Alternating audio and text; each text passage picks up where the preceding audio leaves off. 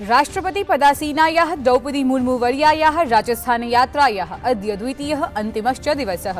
राष्ट्रपतिः अद्य पाली इत्यत्र भारत स्काउट्स एंड गाइड्स इत्यस्य 18 राष्ट्रीय समारोहस्य करिष्यति उद्घाटनम्।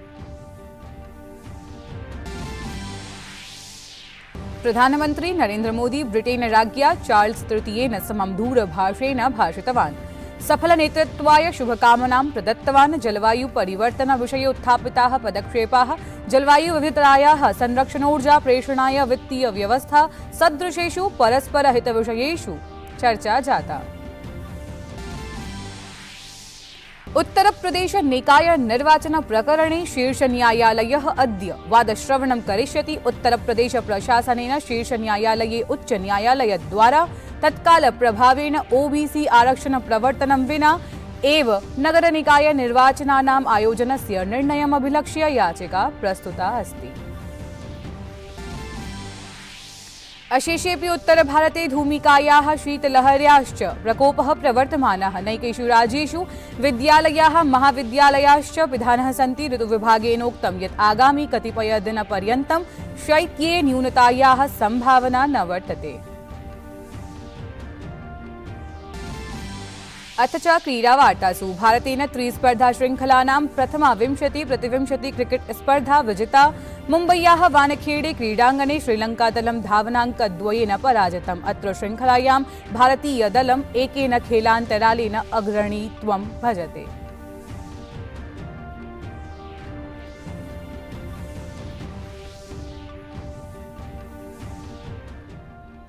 अभिवादये, अहमस्मि ऋचा। अत्र भवतां स्वागतम् एतस्मिन् डीडी न्यूज़ वार्ता प्रसारणे।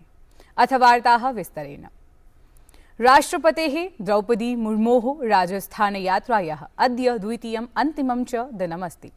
राष्ट्रपतिः अद्य पाली जनपदे रोहटस्थले भारत स्काउट्स एंड गाइड्स इत्यस्य 18 राष्ट्रीय समारोहस्य उद्घाटनं करिष्यति। एषः समारोहः जनवरी मासस्य दशमदिनाङ्कं यावत् प्रचलिष्यति। विशाले एतस्मिन् कार्यक्रमे देशस्य भिन्न भागेभ्यः 35,000-सहस्राधिकाः स्काउट गाइड प्रतिभागिनः सहभागं करिष्यन्ति।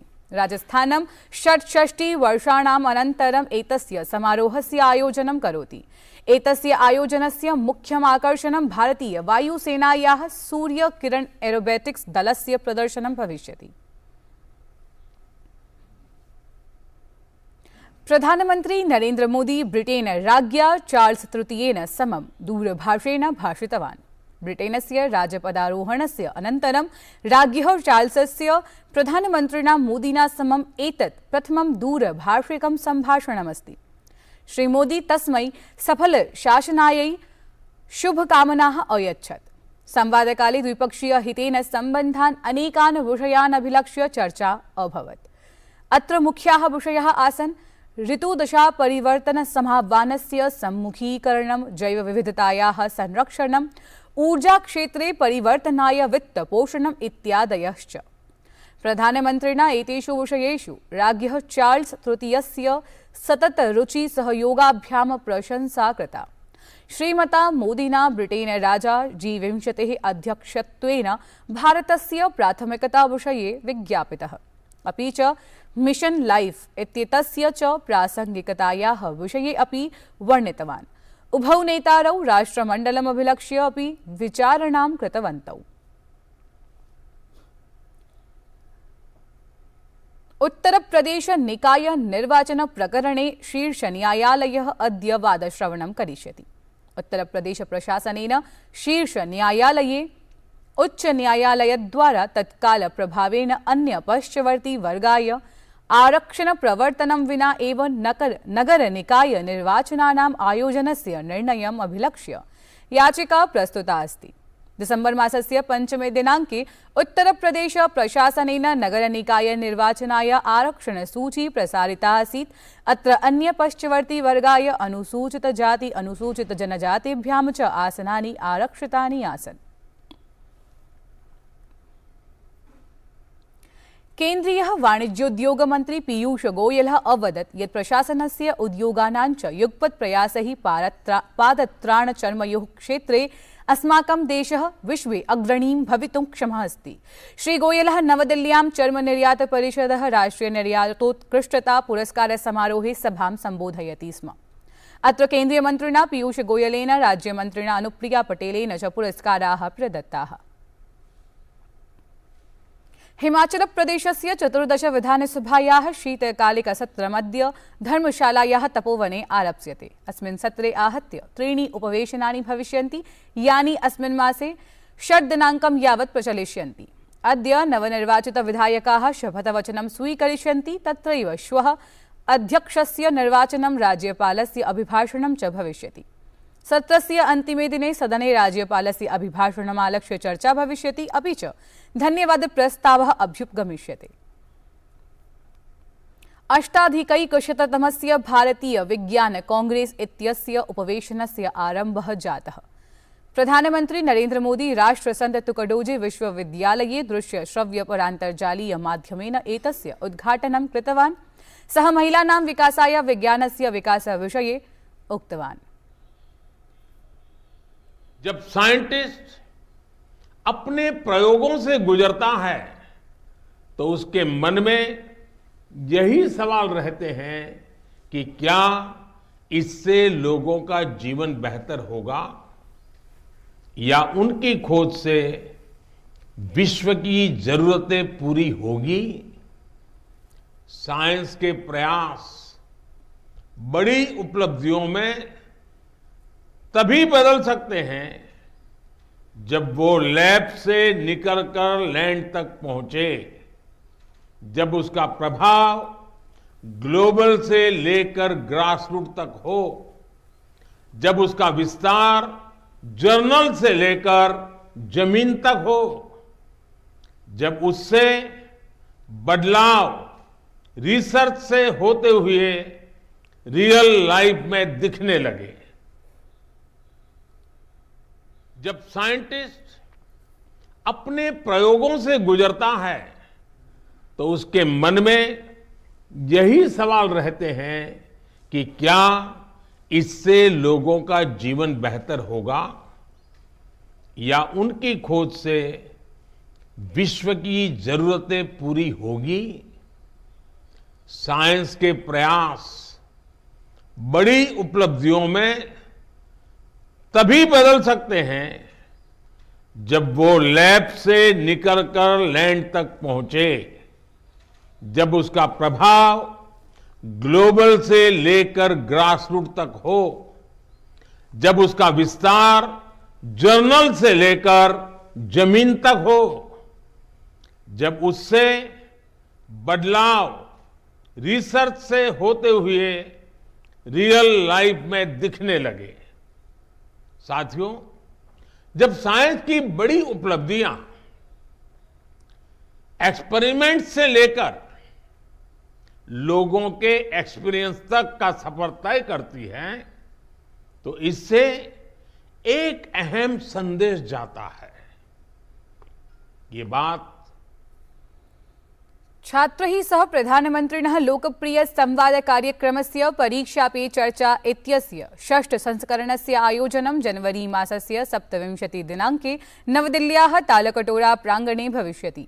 केन्द्रीय शिक्षामन्त्रिणा धर्मेन्द्र प्रधानेन इयं सूचना प्रदत्ता। परीक्षा पे चर्चा इत्येतस्मिन् कार्यक्रमे प्रधानमन्त्री अभिभावकैः शिक्षकैश्च सह अपि संवादं करिष्यति। मध्यप्रदेशस्य जबलपुरे अस्मिन् मासे 6तः 8 दिनाङ्कं यावत् विश्व रामायण सम्मेलनम् आयोजयिष्यते।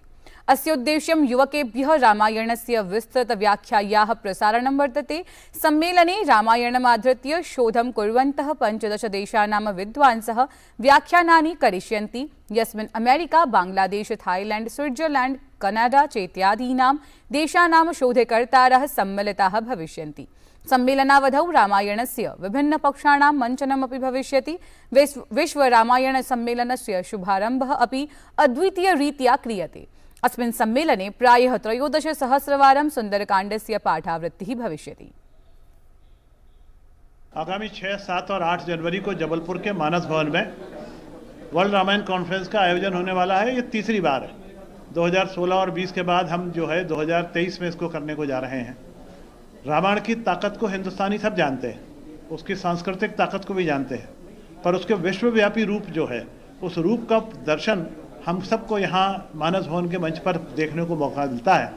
इस बार फिर 15 देशों के अनेकों प्रतिनिधि यहाँ पर आ रहे हैं, अनेकों विद्वान यहाँ पर आ रहे हैं। रामायण का पूरे विश्व भर में जिस तरीके से काम चलता है उस पर जानकारी देंगे। पूरे विश्व में देश के दूसरे देशों से आए हुए जो सांस्कृतिक कलाकार हैं वो रामायण का मंचन यहाँ पर अपने आप पर करेंगे और हम इस माध्यम से एक बार फिर से इस चीज़ को स्थापित करेंगे कि रामायण के माध्यम से हम दूसरे देशों के साथ में सौहार्दपूर्वक संबंधों को और प्रगाढ़ता और मजबूती प्रदान कर सकते हैं।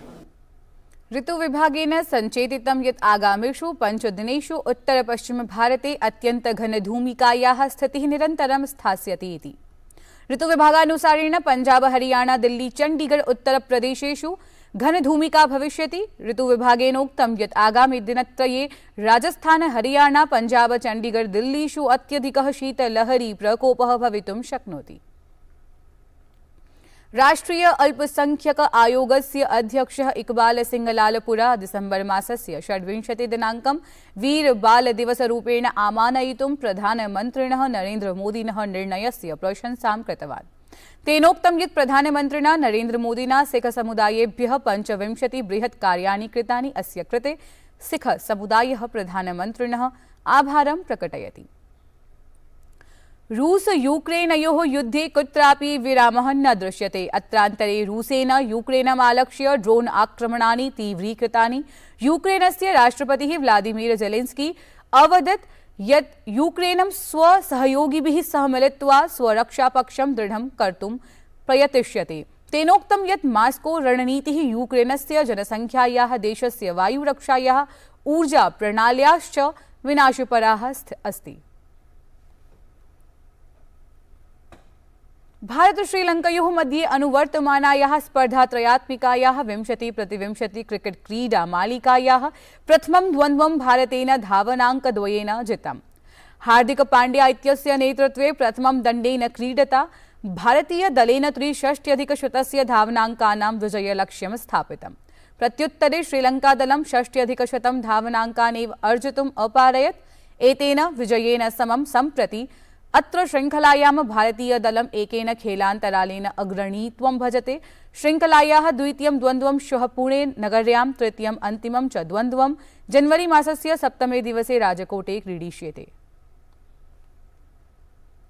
एतत् वार्ता संस्करणम् अधुना सम्पद्यते। अभिनववार्ताभिः सह पुनः उपस्थास्यामः। भूयात् तावत् मङ्गलम्।